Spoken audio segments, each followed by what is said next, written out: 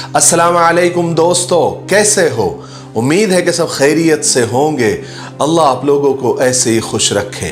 सरकार दो आलम सल्लल्लाहु अलैहि वसल्लम की पूरी जिंदगी पर बनने वाली वीडियो सीरीज जिसका नाम मोहम्मद सबके लिए है सल्लल्लाहु अलैहि वसल्लम, ये उसका 16वां हिस्सा यानी पार्ट 16 है। थोड़ा हम रिकैप कर लेते हैं कि हमने 15वें हिस्से में क्या सुना। हमने 15वें हिस्से में सुना कि आप सल्लल्लाहु अलैहि वसल्लम अपनी कौम की गुमराही को देखकर अक्सर परेशान रहा करते थे और सबसे अलग थलग होकर गारे हिरा में जाकर बैठ जाते थे। आपकी उम्र जब 40 साल थी, रमज़ान का महीना था, तो गारे हिरा में हज़रत जिब्रील अलैहिस्सलाम तशरीफ़ लाए और आप पर कुरान पाक की आयतें नाजिल हुई। आप पसीना पसीना हो गए और हज़रत खदीजा यानी अपने घर तशरीफ़ लाए और सारा किस्सा, सारा माजरा सुनाया। फिर हज़रत खदीजा रज़ी अल्लाह तआला अन्हा ने आपको तसल्ली दी तो आपको सुकून हुआ। लेकिन हज़रत खदीजा थोड़े ख्यालों में गुम रहती थी जो हुजूर पाक सल्लल्लाहु अलैहि वसल्लम ने आपको बताई थी। इसलिए अपने चचाजाद भाई जो बहुत बड़े आलिम थे जिनका नाम वर्का बिन नौफल था, उनके पास मिलने के लिए गई। चलिए अब आगे सुनते हैं।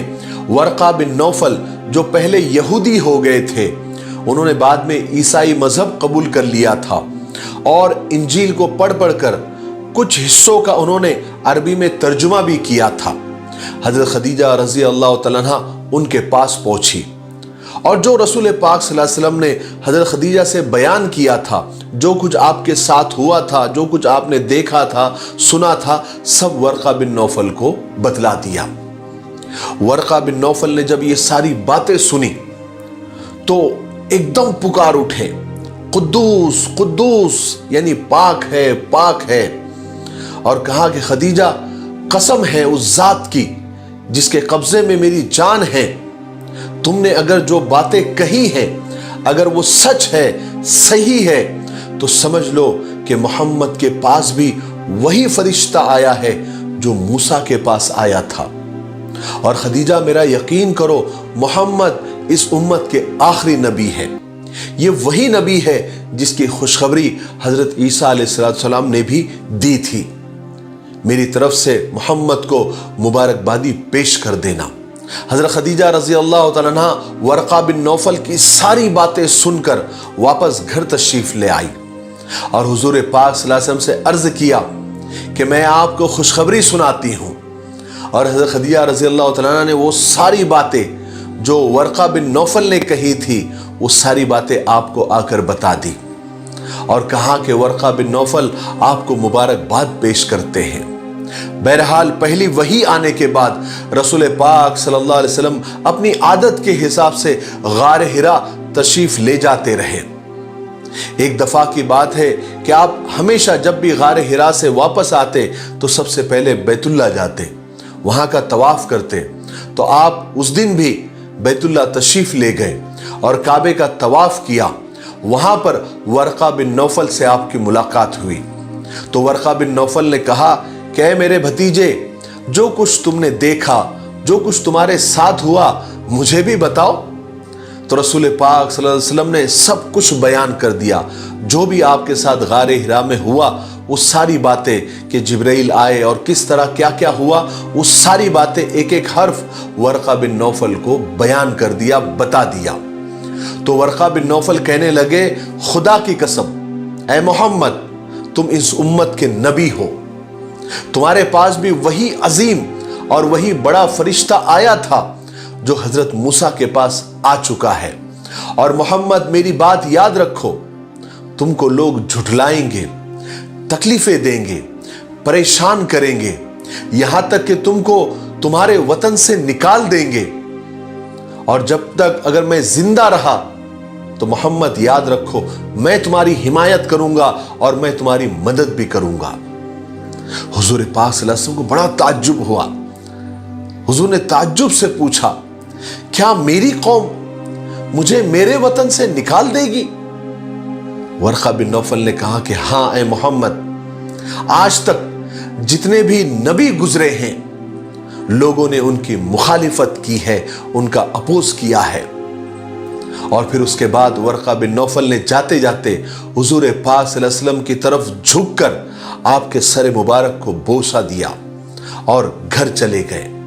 رسول پاک صلی اللہ علیہ وسلم حضرت جبرائیل علیہ السلام کا دوبارہ آنے کا انتظار کرنے لگے، جن کے بارے میں ورقہ بن نوفل نے بھی بتایا تھا کہ وہ ایک عظیم اور بڑے فرشتے ہیں جو حضرت موسیٰ کے پاس بھی آئے تھے، جن کے بارے میں حضرت خدیجہ نے بھی اطمینان دلایا تھا کہ آپ گھبرائے نہیں، وہ خدا کے فرشتے ہیں۔ آپ کا انتظار بڑھتا گیا مگر حضرت جبرائیل نہیں آئے اور نہ آپ کے پاس کوئی وحی آئی۔ رسول پاک صلی اللہ علیہ وسلم کو اس خیال نے بہت پریشان کیا۔ آپ پریشان رہنے لگے کہ حضرت جبرائیل کیوں نہیں آ رہے ہیں اور کیوں مجھے آ کر نہیں بتاتے کہ مجھے آگے کیا کرنا ہے، مجھے آ کر ڈائریکشن کیوں نہیں دے رہے ہیں کہ کس طرح تبلیغ کروں، کس طرح لوگوں کو سمجھاؤں اور کس طرح سے شروعات کروں۔ جبرائیل خدا کا پیغام لے کر کیوں نہیں آتے جیسے وہ پہلے آئے تھے؟ یہی سوچ سوچ کر آپ کی پریشانی بڑھتی گئی، آپ بہت زیادہ غمگین رہنے لگے۔ حضرت خدیجہ رضی اللہ تعالیٰ عنہ نے بھی آپ کی اس بے چینی کو تاڑ لیا اور آپ بھی پریشان اور غمگین رہنے لگی، لیکن حضرت خدیجہ نے اپنے آپ کو سنبھالا اور رسول پاک صلی اللہ علیہ وسلم کو اطمینان اور تسلی دینے لگی تاکہ آپ کی طبیعت کا کچھ بوجھ ہلکا ہو۔ جب بہت لمبا وقت گزر گیا تو حضور پاک صلی اللہ علیہ وسلم کی بے قراری اور بڑھتی چلی گئی۔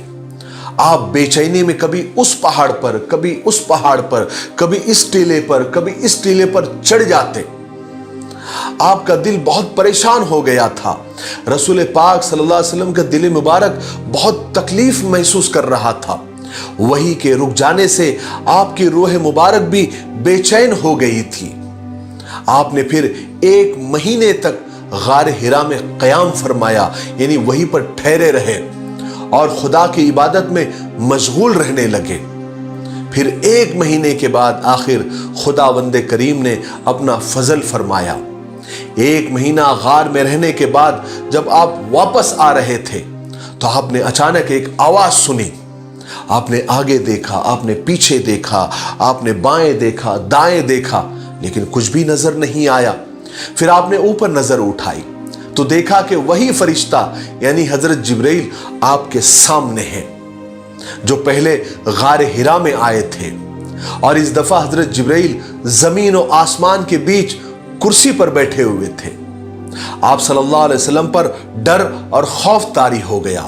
آپ ڈرتے کانپتے گھر تشریف لائے اور حضرت خدیجہ سے فرمایا کہ مجھے چادر اڑاؤ، مجھے چادر اڑاؤ، مجھ پر ٹھنڈا پانی ڈالو۔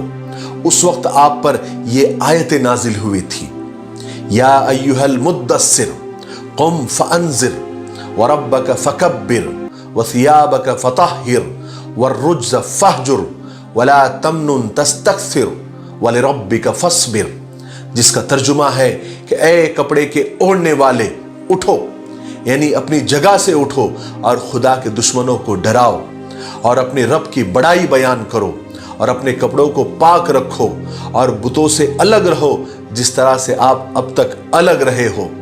پھر جو تکلیف آئے اس راستے میں اپنے رب کی خوشنودی کے لیے اس پر صبر کرو۔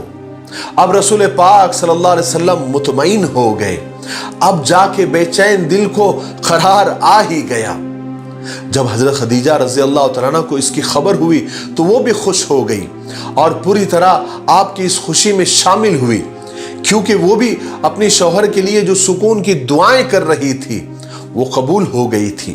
خدا نے وہ نعمت عطا کر دی تھی جس کے بند ہو جانے سے آپ صلی اللہ علیہ وسلم بے چین تھے۔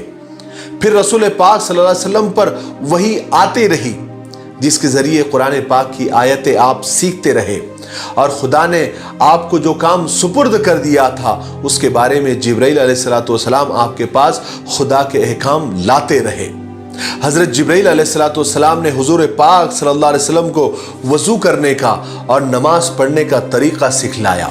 ایک مرتبہ جب آپ مکہ کے ایک اونچی جگہ پر تھے تو حضرت جبرائیل علیہ السلام آپ کے پاس آئے اور آپ کے سامنے ہی وضو کیا تاکہ آپ دیکھ لیں کہ نماز کے لیے کس طرح پاکی حاصل کی جاتی ہے۔ پھر حضرت جبرائیل علیہ السلام نے کھڑے ہو کر نماز پڑھی اور آپ صلی اللہ علیہ وسلم نے بھی حضرت جبرائیل کے ساتھ نماز پڑھی۔ حضرت جبرائیل امام تھے اور آپ مقتدی تھے۔ اس کے بعد یہ سب طریقہ سکھا کر حضرت جبرائیل چلے گئے۔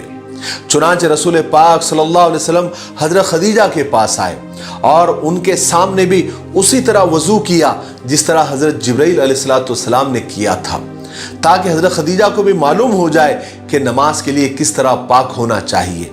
چنانچہ حضرت خدیجہ رضی اللہ تعالیٰ عنہ نے بھی آپ کو دیکھ کر اسی طرح وضو کیا۔ اس کے بعد آپ نے کھڑے ہو کر نماز پڑھی اور حضرت خدیجہ آپ کے پیچھے اسی طرح نماز پڑھ رہی تھی جس طرح رسول خدا صلی اللہ علیہ وسلم حضرت جبرائیل کے پیچھے نماز پڑھ رہے تھے۔ حضرت علی رضی اللہ تعالیٰ عنہ چونکہ حضور کے پاس ہی رہے تھے، آپ کی تربیت آپ کے پرورش میں تھے، انہوں نے جب حضور کو اور حضرت خدیجہ کو نماز پڑھتے دیکھا، کبھی رکوع کرتے دیکھا تو کبھی سجدہ کرتے دیکھا اور قرآن پاک کی آیتیں پڑھتے ہوئے سنا، چونکہ وہ آیتیں سچائی کا راستہ دکھاتی تھی اور برائیوں سے روکتی تھی۔ حضرت علی چونکہ ابھی لڑکپن میں ہی تھے، بچے ہی تھے، وہ تعجب سے حضور پاک صلی اللہ علیہ وسلم کو اور حضرت خدیجہ کو نماز پڑھتے دیکھتے تھے۔ حضرت علی رضی اللہ تعالیٰ عنہ چونکہ حضور سے بے حد محبت کرتے تھے، آپ جو کچھ فرماتے تھے اس کو سچے دل سے قبول فرماتے تھے اور اس بات پر بھی پورا بھروسہ کرتے تھے کہ آپ جو کچھ بولتے ہیں وہ صحیح بولتے ہیں اور آپ سب کا بھلا ہی چاہتے ہیں۔ لیکن حضرت علی رضی اللہ تعالیٰ عنہ نے اس سے پہلے حضور پاک صلی اللہ علیہ وسلم کو اتنی عاجزی، اتنی انکساری سے سجدہ کرتے نہیں دیکھا تھا اور نہ ہی اتنا پاک اور نصیحتوں سے بھرا کلام پڑھتے دیکھا اور سنا تھا۔ چنانچہ حضرت علی رضی اللہ تعالیٰ عنہ سے رہا نہیں گیا، انہوں نے حضور سے اور حضرت خدیجہ سے پوچھ ہی لیا کہ یہ سب کیا ہے۔ حضور نے فرمایا، علی یہ خدا تعالیٰ کا سچا دین ہے، اسی کی وجہ سے خدا اپنے پیغمبر اور رسولوں کو بھیجتا ہے۔ حضرت علی بڑے غور سے اور تعجب سے آپ کی باتیں سنتے، چونکہ حضرت علی کا یہ بچپن کا ہی دور تھا تو ان کو بڑی حیرانی ہوتی تھی، لیکن بچے ہونے کے باوجود حضرت علی رضی اللہ تعالیٰ عنہ حضور پاک صلی اللہ علیہ وسلم کو سب سے زیادہ نیک اور سچا اور امانت دار اور دیانت دار سمجھتے تھے۔ آج کے لیے اتنا کافی ہے، اس لیے ہم یہیں پر رکتے ہیں کیونکہ ویڈیو اب زیادہ لمبا ہو رہا ہے۔ اب آنے والے 17ویں حصے میں یعنی پارٹ 17 میں ہم سنیں گے کہ حضرت علی رضی اللہ تعالیٰ عنہ نے کیا جواب دیا اور پھر آپ صلی اللہ علیہ وسلم نے کس طرح نبوت کا اعلان کیا اور لوگوں کو ایک اللہ کی طرف، ایک خدا کی طرف بلایا۔ پھر لوگوں کا ریئیکشن کیا تھا، لوگوں نے کس طرح ریئیکٹ کیا، یہ ہم آنے والے، اور کس طرح سے آپ کو تکلیفیں پہنچانا شروع کی، آپ کو کس طرح جھٹلایا اور اس کے بعد آپ کو کتنی تکلیف ہوئی، پھر اللہ تبارک و تعالیٰ نے کس طرح آپ پر وحی نازل کی، یہ ہم آنے والے 17ویں حصے یعنی پارٹ 17 میں سنیں گے۔ تب تک آپ اپنے وعدے پر قائم رہے، اس سیریز کے ویڈیو کو زیادہ سے زیادہ شیئر کریں اور رسول پاک صلی اللہ علیہ وسلم کی سیرت مبارکہ سے لوگوں کو متعارف کرائے، یعنی لوگوں تک ان ویڈیوز کو زیادہ سے زیادہ پہنچائے، خاص کر کے جو آج کی نوجوان نسل ہے ان تک ضرور آپ پہنچائیں۔ میرے لیے، پوری امت کے لیے اور پوری انسانیت کے لیے خیر اور بھلائی کی دعا کرتے رہیں۔ السلام علیکم ورحمۃ اللہ وبرکاتہ۔